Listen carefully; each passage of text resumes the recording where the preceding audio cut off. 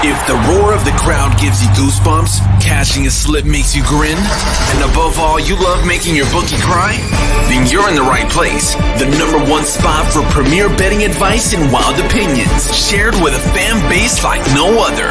Welcome home. This is the Punch List MMA Podcast.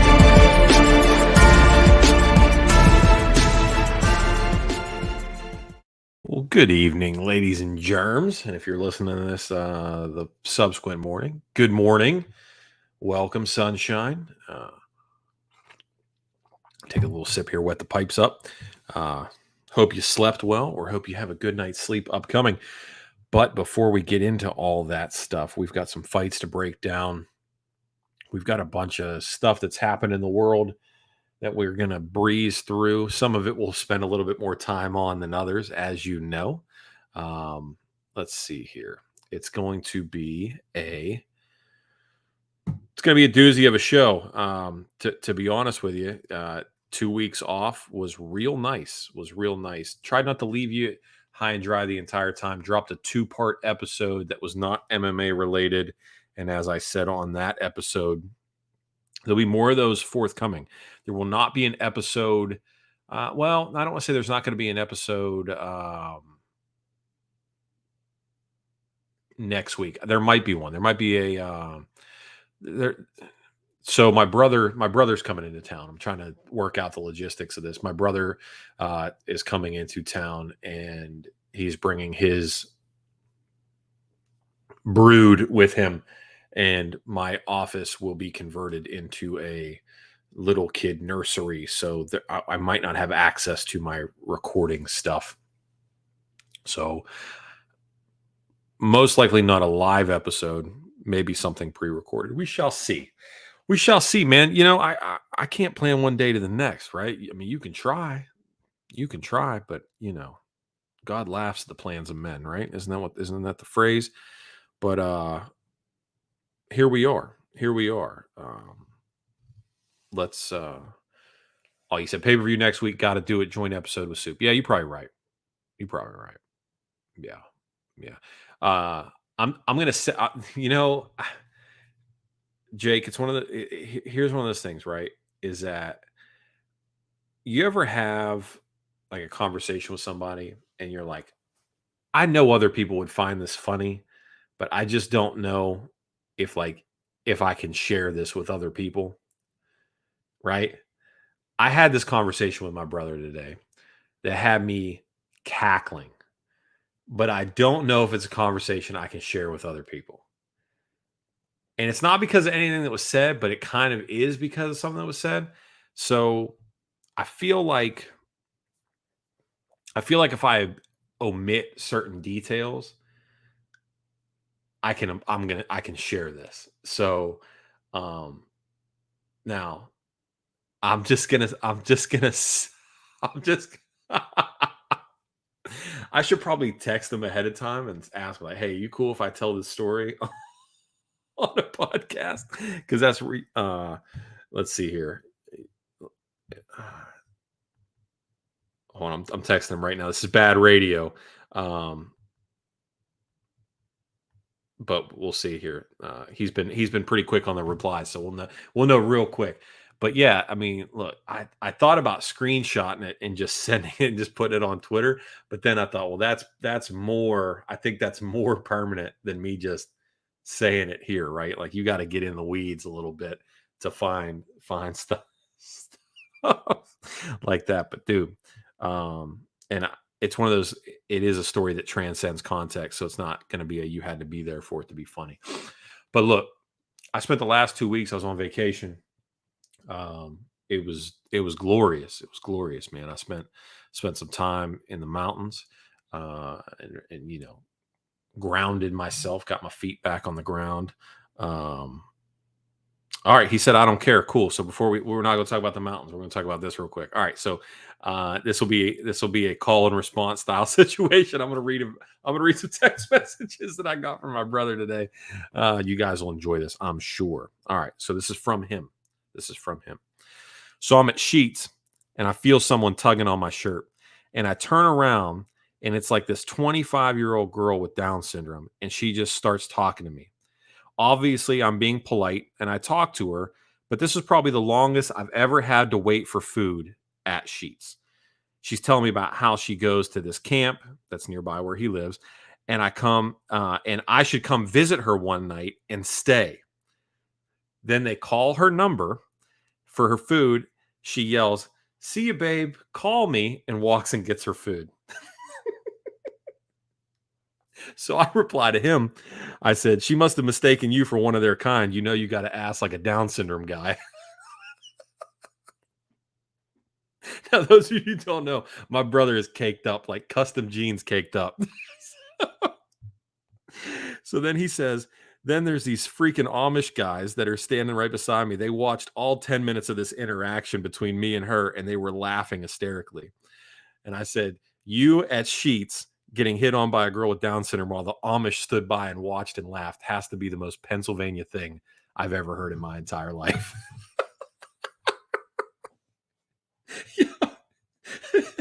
Jake, does it get any more Pennsylvania?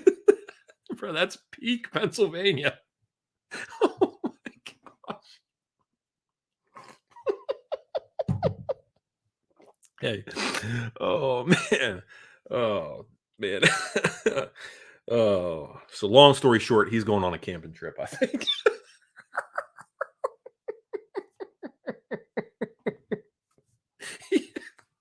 Yeah. Yeah. Oh man. So, I think he's buying a camping stove right now. Talk about them mountain pies.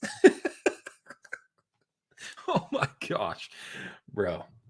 Oh, dude, that's funny. That's funny. All right, I'm glad he let me share that. That story needed to be told. That needed to be told. But no, I went camping, or I was in the mountains the last 2 weeks. It was nice. Had a nice little vacation, nice little break. Felt good, Returned to nature. Put the feet on the motherland. Um, Stuck my head under a waterfall. That's a real thing that happened. It was a good time. It was a good time. Yeah, we had a lot of fun. So we're back at it now, though, right? 4th of July is right around the corner. Jake's a big history buff, but as far as I'm concerned, history started in 1776. Everything else before that was a lie. It was a lie, Jake. All right, let's get after it. Let's go over our first best bet of the evening. I got 5 bets for you. I'll be playing all these this weekend. My first one, bury the lead here. Main event of the evening. I'm taking Sean Strickland over Abus Asupian Magomedov. I got a bad line on Strickland, to be honest with you. There's a lot of people that got a lot better lines on him than I did. Being out of pocket will do that to you.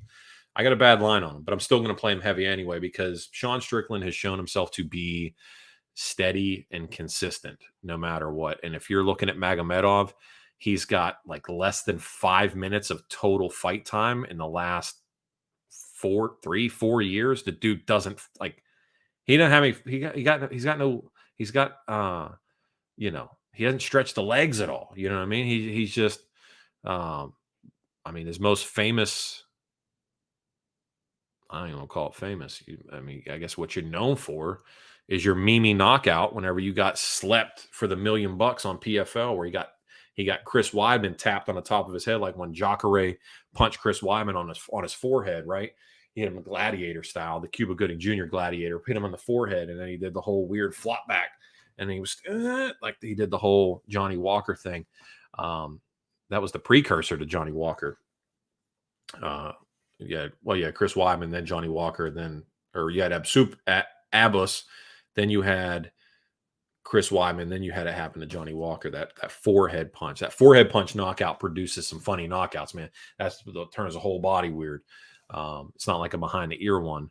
That forehead knockout does weird stuff to you. So yeah, that's Lewis Taylor knocked him out real quick for the $1 million on PFL, and that's pretty much all that guy's known for. I don't really have much to say now. There are going to be some purists out there that are real upset about this, but like I said before, Sean Strickland, he's like a weird idiot savant when it comes to fighting. He just got He's got some dog in him. The chin is not great if we're being completely, 100% honest. The chin is not great. It's not bad. It's just not great. You know, but I feel confident in the Sean Strickland money line. I mean, he fights rounds that are, I mean, high volume, hard to score, uh, and we're going up against a guy in 25, like for 25 minutes, that Strickland's just going to drag him out. Strickland's not going to go out there and try to sleep this dude in the first 2 rounds. He's going to push him into round 3, round 4, and then turn up the volume on him. He literally is just going to. This is going to be. He wants to see what this guy's got. He's going to stretch it, stretch it, stretch it. So, yeah, man, I'm all over Strickland in the spot. I mean, the smart money almost would be like a Neil Magny play, Strickland by decision. But if you want to bet on a guy that's got 5 minutes of fight time in the last 3 or 4 years to go a full hard 25, I mean, be my guest. But this might be an ever elusive Sean Strickland finish. I have no idea. I'm just going to take. I'm going to take the money line. I've said before, I'm going to try not to get too cute with some stuff, and I could go Sean. You could try to get Sean Strickland props, but I'm just going to give me the money line. Even with my bad line, I'm just going money line. Shady's got a good call out here. 4-5 decision Strickland. Absolutely. If you can get a line on it, yeah, man, I love that. I love it because Sean Strickland is not one punch knocking out anybody. It's just not, at least not anytime soon. Let's see here. Is it me or does the UFC give Dagestani boys a little too much love? He beat Dustin Stoltzfus and has a top 10 fight. I mean, there's definitely love for anybody named Nurmagomedov. There is a lot of love for the Dagestanis, but that middle, you got to understand, right? Middle East market is like the side chick that Dana White tries to convince they're going to get called up to the big league one day, right? That's who the Middle East market is. So they have to do that to keep the Middle East guys and that money flowing in, right? The Fight Island, we're on the cusp of Yas Island. Where Abu Dhabi card is coming up, right? So you got to throw bones, every once in a while here, and the Nurmagomedov boys, and any of the, and I don't want to say any of the Russians, but most of your Eastern Bloc European, and your Dagestani guys, those are going to be basically any of your Muslims, are going to get it, right? Your Aloha snack bars, that's who's getting that push. But I wouldn't. I think this main event is mostly because who else do you have Sean Strickland fight at this point, right? He's like forever bridesmaid at this point. He's shown himself to not be elite level to become a champion, but he'll beat just about, he's a threat to beat anybody in the top 10. He's a threat to beat anybody in the top 10. So you just have him keep clipping the wings of your contenders? No, you got, like, at a certain point, you've got to, it's not quite a Robert Whittaker situation, but it's not that. It's close. It's close. It's close you're going to get. But anyway, all right. We got to talk about it, right? I mean, everybody's been talking about it, so we got to talk about it. This Titanic thing, this submarine, this Titanic submarine thing. Bro, there's people out there saying that a megalodon ate this. That it was attacked by a megalodon, and the government doesn't want you to know. Now, listen, I'm all about the conspiracies, right? We just if you listen to my last 2 episodes, I talked about how unexplored the ocean is. Is it possible that a megalodon's out there still? I don't know. I don't, I don't know. But I don't believe that a megalodon. I don't think a megalodon ate that sub. I don't think that's a thing that happened. I don't. Now, if it's anything like my betting record lately, that's 100% surefire way to say that a megalodon did eat that son of a bitch, but I don't think that's the case, right? I don't think a megalodon ate it. I what It seems reasonable to me to believe that a catastrophic failure occurred. Now, Jake, I know for a fact you and I have played the what if game many times, right? Many times. If you go into that, um, if you go into that scenario, right, where you're in this submersible, we're not supposed to call it a submarine, we're supposed to call it a submersible. You're in that submersible. Are you like, do you treat that the same way you do bungee jumping? Like, are you looking over the equipment before you go in? Like, are you looking it over? Because like, if I'm looking at that and this thing is in such poor disrepair, like they said, I don't know if I'm going a couple thousand feet down, right? I don't know if I'm going a couple thousand feet down. Now, what I love though is that the people that have liquid cash enough, right here, I got 250 grand. We're gonna go see the Titanic, bro. I've been to a museum. There is nothing on earth in a museum or in the ocean that you could convince me is worth paying $250,000 to go see. Like, have you ever been to a bad fishing spot and you pull out like an old crab pot or something like that and it's all rusty and got the slime on it? You just paid like a $250,000 in the instance of the guy and his son that died. You just paid $500,000 to go see like a rusty crab pot, right? Like, because the Titanic, here's what you don't understand, right? Is the Titanic, okay? The Titanic was the biggest ship at the time, but now it's like the size of some of the damn tugboats they got floating. Like, it's not even that big. It's not even that big. Fun fact about the Titanic, Jake, people listening, my people came over from Hungary on the sister ship of the Titanic. Was it the Olympia? True fact. True story. I encourage anybody that does it. That if you got that immigrant in you, right? If you got that immigrant that came over by boat, not that immigrant that came over by foot, I encourage you to go to the Ellis Island website and check it out. Type your people's name in. You can find where they sign the book, and you can get the copy of the page from the book. Now, I can't speak on the southern border. I don't know how they do things down there, right? So, if you could, Jake says, if you could spend 3,000 and get the Apple virtual reality and just pretend you went to see it, that's absolutely right. You're absolutely right. Austin says they claim that there was banging. So many things could have produced banging in 30-minute interval. Yeah, for sure, 100%. Just went a couple weeks ago to Ellis Island. Yeah, man, it's there. I got the page. I got the pages. I got it from my dad for a Christmas gift a few years back. It's a good gift. Christmas. Get your Christmas knocked out early. Get your immigrant pages for your people. There you go. Get that knocked out. Use promo code Dale. No, I'm just kidding. The podcast is sponsored by Ellis Island. Did your people come over by boat?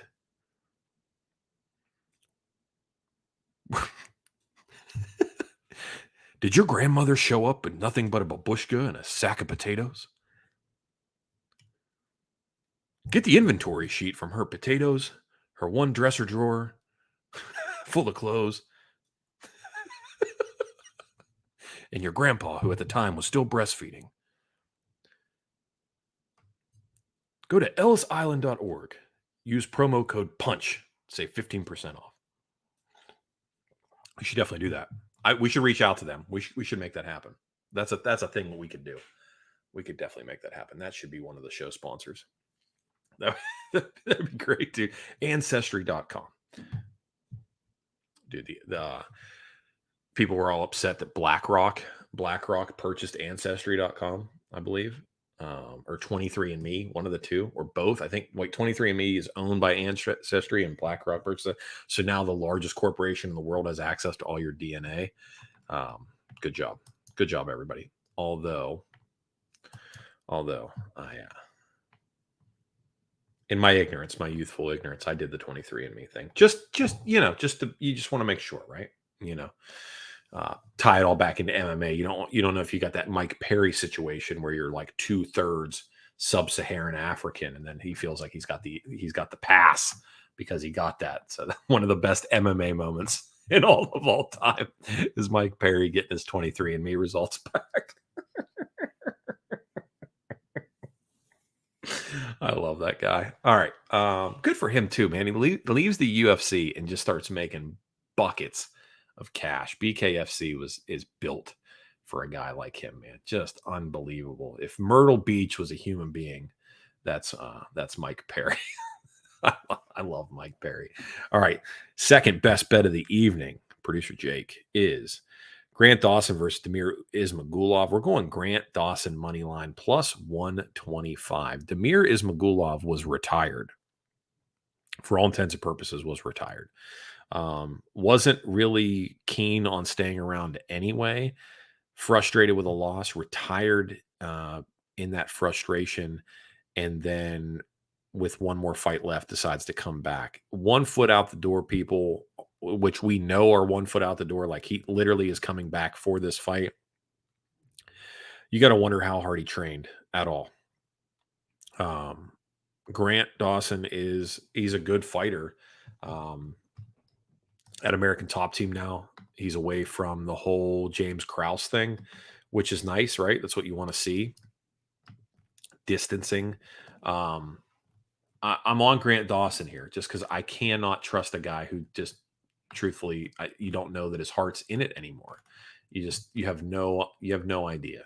And I would assume, with you talking about retirement, your heart is no longer in the game. So I'm on Grant Dawson here. I'm on him small money line just because I think he's a good dog. I think we got some good dog action here. So we're on Grant Dawson. So, dude, I didn't type it all out. I knew I was going to talk about the Titanic thing, but I didn't type it all out. But dude, have you seen? Shady says Dawson sub or bust. What, dude? What about just a nice little mixed up pressure attack with the occasional takedown and some ground and pound? No. Interesting. I like that. Fear that he's just going to get wrestled. See what you're saying, but this man was able to beat Garam, although that win was. Listen, I need everybody to pump the brakes on Garam for a second. Let's get in the trust tree for a second about Garam Kutataladze, if we can. Okay, we need to have a talk, because here's the thing about Garam, right? I know he's Boris's boy. I know everybody's real big on this dude based on,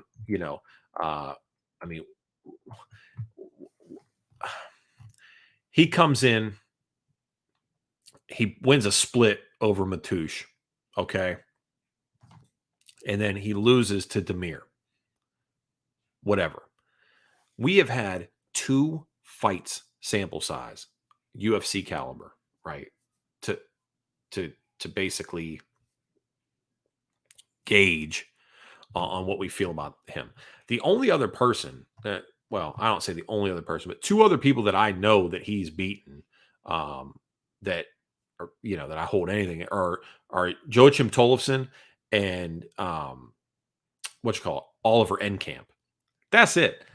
I need everybody to pump the brakes talking about this dude is the second coming of everything. I understand he's Georgian. I get it, right? Like Caucasus Mountain Warriors, we ride or die. But everybody just needs to calm down for a second. I mean, it seems like anytime Garam gets put up against anybody, everybody's like, Garam, bet the house, Garam. We need more first. So I understand. I get it. We ride with our countrymen. I understand. But just Small pump on the Garam Kutataladze. We got to just chill. All right. Let's just all agree that we're going to relax a little bit on that. All right. Says his defense is terrible. Yeah, that's true. That's true. That's true.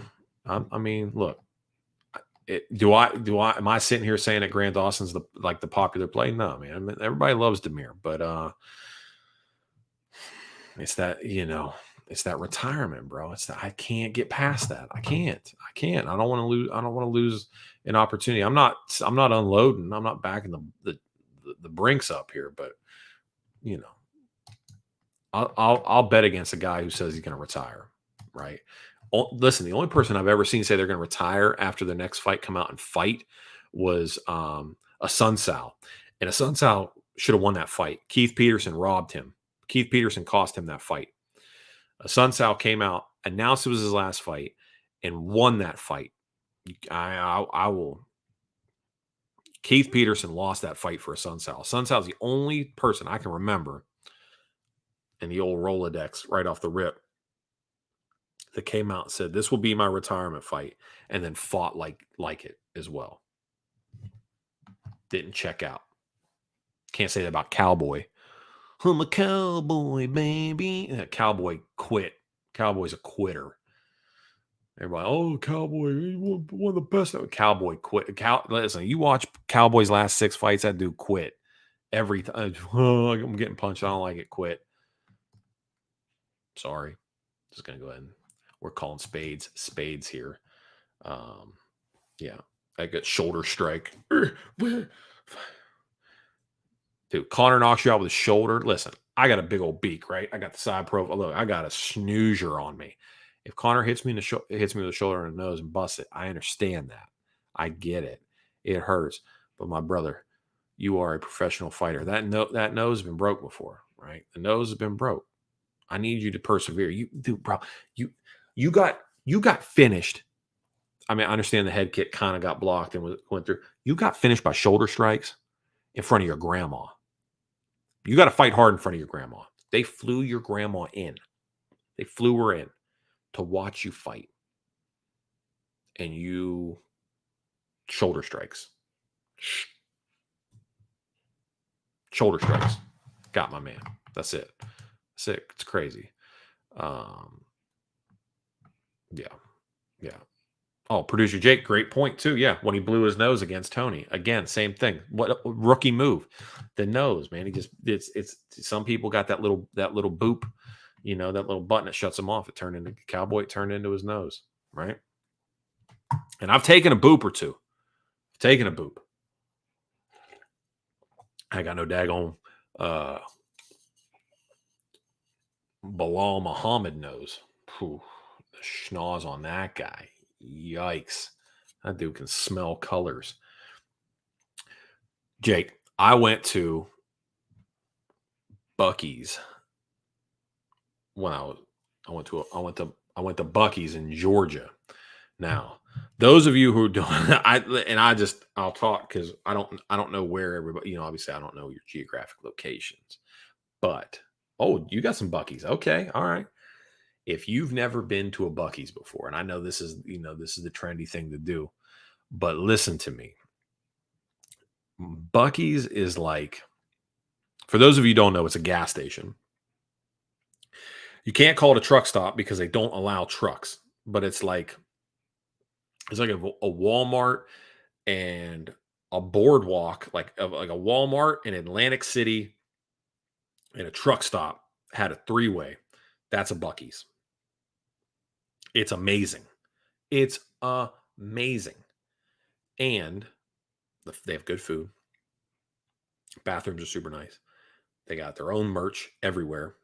It's massive. It is the size of like a Target. They're huge. They're huge. So anyway, we came across one. I mean, you have to stop. Like you have to stop. If you see one, you got to stop. So we stopped. We stopped at a Buc-ee's, and it was awesome. It lived up to the hype.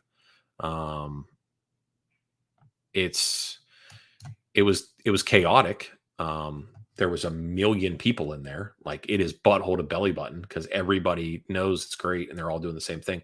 But like, and again, I don't know if it's just because I'm in the South, but like we went and like there was a dude in the middle and he like had pulled out like a giant like pork shoulder, like they had smoked pork shoulder, and he's like in the middle of everybody, and he's like, he's got this big like rocking knife and he's like, and he's like just cutting pork shoulder, and there's people with like hot praline pecans and cinnamon. Dude, they're just making all kind. It was anarchy, but Buc-ee's is where it's at. Buc-ee's is where it's at. I will. I'm a big Buc-ee's big Buc-ee's guy now. So, all right, producer Jake, give me best bet number 3, please. Ariana Lipski versus Melissa Gatto. And you ask yourself, Dale, why is this on here? This is not a best bet. This cannot be a best bet. Well, here's the thing. I put this fight on here because there's 2 things I want to talk about. I want to talk about women's science, right? Because we have 2 opportunities for women's science. Yes, I did get Buc-ee's nuggets. Yes, corn pop cereal turned into candy. Yes, I did get them. Or Buc-ee's, are they Buc-ee's bites? Beaver nuts? Something like that. There's something, but they were good. We have 2 women's science plays. We have Ariana Lipski and we have Luana Carolina. Both are women's science plays. Both will be played as small quarter unit, half unit plays, as they always are. But the reason why I'm this fight is here, why we're talking about this as a best bet, air quote here for you audio folks, is that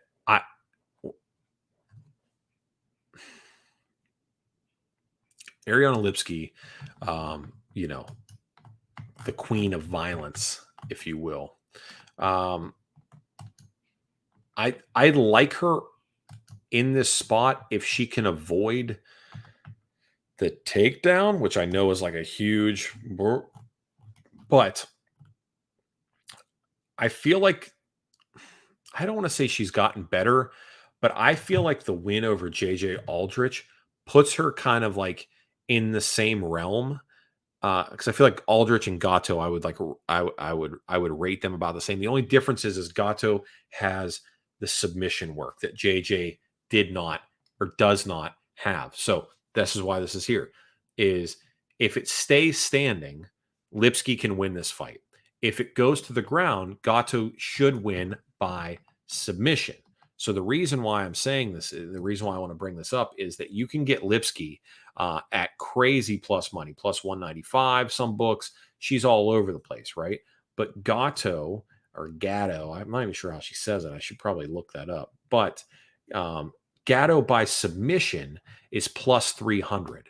So I think that's her path to victory. I don't think she knocks out Ariana Lipski. So I think we have an opportunity for 2 very decent plus money plays here, right? So you give yourself Lipski money line at whatever you can get her at, plus 155 and up, or you take Gatto by sub at plus 300. I don't see Gatto winning a decision just because Lipski can be finished. She's 15-8.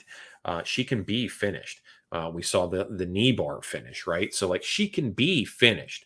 So I go Gatto by sub plus 300. I got Lipski money line plus 155 and above as a built-in hedge. The only thing we're looking for there is Melissa Gatto to not win by TKO or decision, which I don't believe to be likely. Although if we get a weird positional club TKO, I'm going to be very upset. But I'll roll the dice ever so slightly here. So anyway, producer Jake, best bet number 4, please. Renat Fakhretdinov taking on Kevin Lee. Fakhretdinov at a minus 210.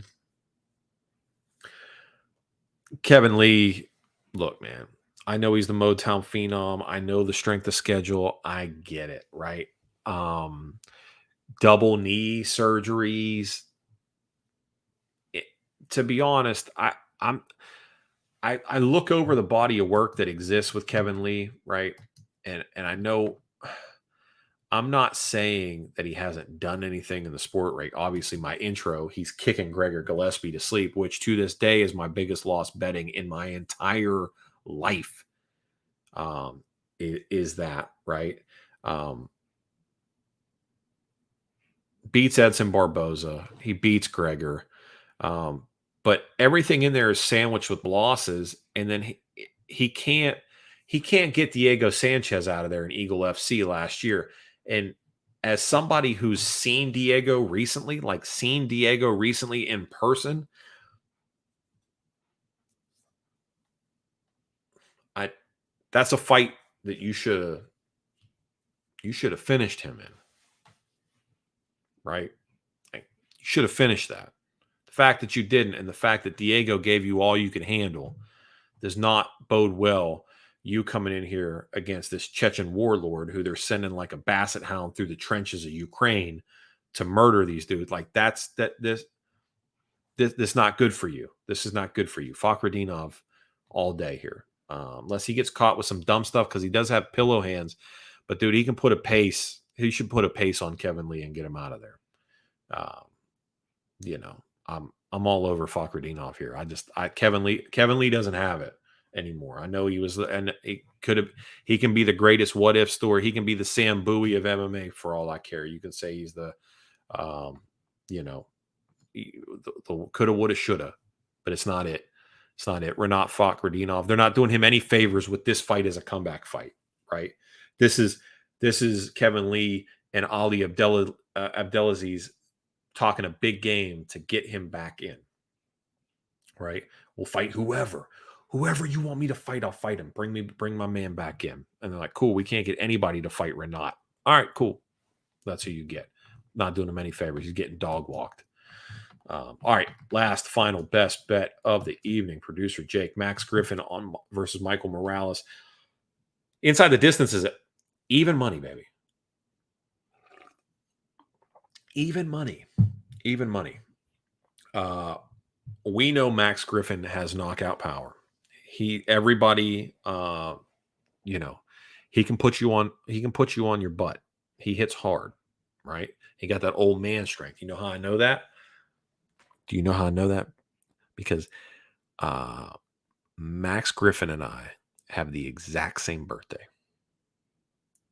We are the exact same age. The exact same age. Max Griffin and I were born on the same day. It's a real thing. We are the exact same age. And I got that old man strength. So I know Max Griffin got it. I'm just kidding. Max Griffin is probably decidedly stronger than I am. However, I do feel like I feel like I got stronger as I got older. I'm obviously not explosive. I've never been explosive in my entire life, but you get sturdier. Maybe you just suffer better, right? Maybe you just suffer better as you get older. You're not stronger. You just suffer better than a young man does. But anyway, Michael Morales is you hear me use this analogy all the time. He's a sports car, baby. He's a sports car. He is sleek and mean and fast and shiny and deadly for a little bit.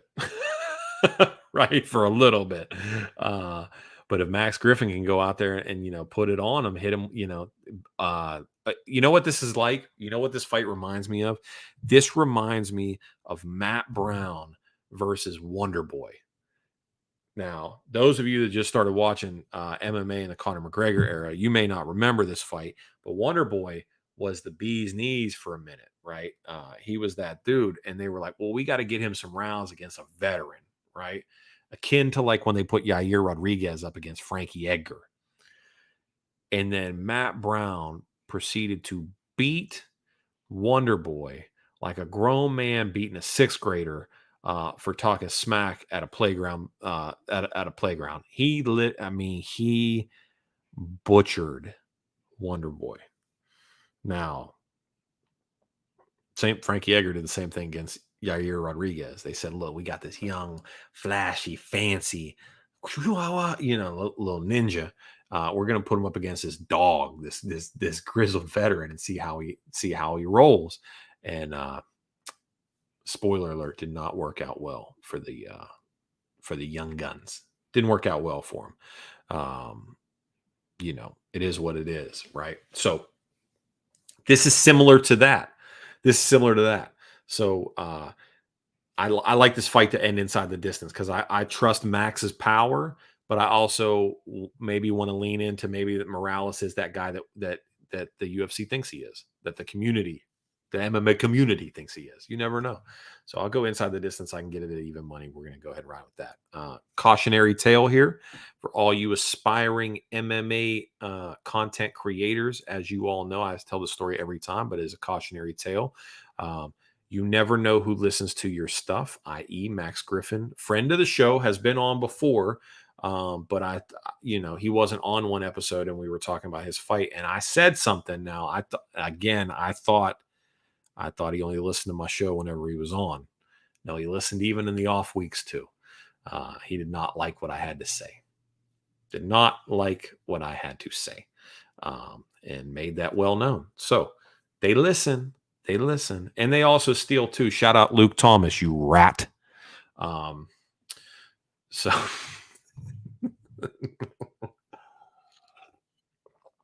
Luke Thomas is a rat, communist rat. Brian Campbell knows nothing. I'll just go ahead and say it. Clip that. Steal that bit. Steal that segment. It's called Who's a Rat? Who's a gray-haired communist rat? Who's a 6'8" giant walking vagine rat? I know I'm talking about your devil dogs here, Jake. I know that's your people, but listen, he's a rat. He's a thief. Anyway, clip that, Luke. Those of you who don't know, Luke Thomas stole something I said verbatim. Him and Brian Campbell stole an interaction between me and former co-host Trey. They stole it verbatim and used it on Morning Combat. Facts. And then when I called them out on it, they talked about me again on their show and made fun of me. Said, why would we copy such a low-level show? Who's this guy that thinks that we're copying him? So you just admitted from that you knew I was talking about you when I caught you verbatim, bro. Like you told on yourself, you clown. You're so dumb. Like, how did you know I said something about you copying me verbatim unless you listened to me again? Clown. So, which is why I tell you guys all the time, you try not to listen to anybody else's stuff before you record or you make content because you will inevitably end up regurgitating a talk point that was not yours. Stay off of it. Content creators, stay off of other people's content until you make your own. So that way you are not recycling other people's stuff. Don't do that. And then if you do, just give credit. Like if he would have been like, if they would have been, if they literally would have just been like, look, man, I heard this thing the other day. Hilarious. And then repeated it. No problem. You didn't have to give me credit for it. Just say, I heard this. But you, dude, literally, Jake, you remember this, right? They literally, I wish I could find this shit. They play it. Actually, I might have it still. Stand by. Bad radio. Second time tonight. I apologize. Bad radio. Let me see if I have this still. It makes me so mad. I can't. If I could look, I'm so mad I can't even type on my phone. Other thing, now that I'm thinking about it, dude, we didn't use the I should have used the Nicholas Dalby. Should have used the Nicholas Dalby skit from last time, and I did not. Because, let me see if I can find this real quick. We're all over this. I wonder if I got this made somewhere, I believe. Where these dudes just copied. Hold on. Let me see if this is it. No, that's Max Griffin being mad. Let's wait a second. We can't do that one. Bear with me. It was bad radio for a second. Let's see if we can find this. Nope, that's not it. Oh, man, this is bad radio. I apologize. What are you going to do? Producer Jake, if you had this stuff queued up, it would make life a lot easier. You know that, right? But you don't. Well, I mean, you're supposed to know this, man. You're supposed to anticipate my moves ahead of time, right? I need you to anticipate everything I'm going to say and do. let's see here. Because we were talking about Cain Velasquez is what happened. That's what brought the whole thing up was Cain Velasquez, right? And I had talked about Cain Velasquez being caught for murder or attempted homicide or whatever the case may be, and then these rat pricks went ahead and copied it verbatim, word for word, which just frustrated me to no end, and I didn't particularly care for that. So I'm going to look for this for 10 more seconds, and then I'm done. I'm done. I promise. I should have known this. I didn't realize how many memes I've made, dude. There's so many of these. All right. I don't have it. Doesn't matter. They copied it verbatim. It's bad radio. I apologize. I'll cue it up next. If I get it, I'll put it on something else. I know I've got it somewhere. Anyway. All right, that's it. I'm out of here. Producer Jake, 5 best bets of the evening. Sean Strickland money line. Grant Dawson money line. Ariana Lipsky money line or Melissa Gatto by sub, Renat Fakhretdinov money line, and Michael Morales and Max Griffin inside the distance. Yet to be seen what we're going to do for an episode next week. I will give you guys some more content between now and then. We do have a pay-per-view coming up, so you're right. We do have to do something. Until then, I ask 2 things of you. If you haven't already done so, please consider leaving a review for the show. 3 things. I'm going to ask you 3 things. iTunes, leave a review. Somehow the human meme Clint has more iTunes reviews than me, which doesn't make any sense. I don't understand how that happened. I was ahead for a long time, and now all of a sudden he's got more, and my fragile ego can't handle it. So please leave me an iTunes review. Am I making the trip for Boston for $292? I got a ticket waiting for you. Now, wait a second here. If you're talking, like, are you just going to buy the ticket and I got to Venmo you for it when I get there?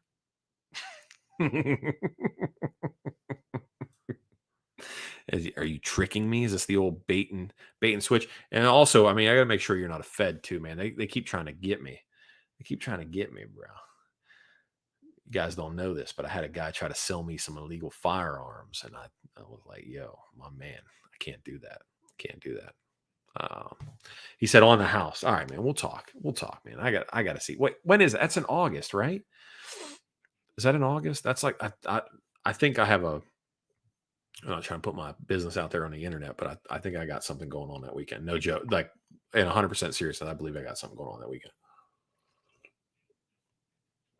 Austin said, I had an ATF on my porch in 2018. Attaboy. Now you doing something. You get the alphabet boys to show up. You tell them stack up. No, I'm just kidding. Got the Roomba playing Creedence as they come in. It's Tannerite on the Roomba. 819, he says. We'll talk. We'll talk, Boston. We'll talk. Shoot me an email, dude. Shoot me an email because I don't think we talk on Twitter. Shoot me an email, and we'll connect. We'll connect IRL. Anyway, should have brought out my dog. Would have fit the mood. There we go. Now everybody knows what's up. Yeah, that would have been your dog, past tense, had you brought that dog out. All right, I ask 3 things. If you haven't done so, consider leaving an iTunes review, or if you're a Spotify person, leave one on Spotify. Number 2, I ask most humbly that you just consider some of the things we talk about on the show as far as self-preparedness, self-evaluation, and self-accountability. And then last but not least, I ask this of you. Just be good to each other. All right? We will see everybody next week. God bless you. Adios.